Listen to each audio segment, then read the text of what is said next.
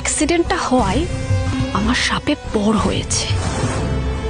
এখন সবার সিম্পিতিগুলোকে আমাকে ভালো করে কাজে লাগাতে হবে। এতদিন যা হ্যারি ভাবে মাথায় লেগে তিতলির মনে হয় স্ক্রু ঢিলা হয়ে গেল, নাকি এত বদলে যাওয়ার মেয়ে তো নয়।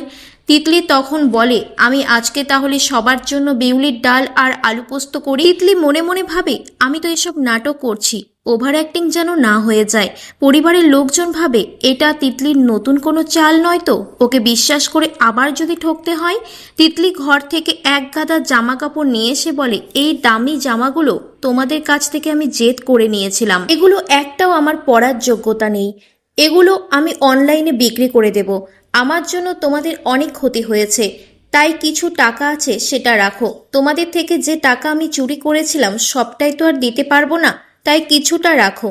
তিতলির মা বলে, এগুলো করে কি প্রমাণ করতে চাইছিস তুই, যে তুই ভালো হয়ে গেছিস? তিতলির বাবা বলে, এর আগে তুই অনেকবার বলেছিস ভালো হয়ে গেছিস, কিন্তু আর আমি তোকে বিশ্বাস করতে পারবো না। তখন তিতলির মা বলে, তোকে ভালো হওয়ার সুযোগ আমি একটা দেব।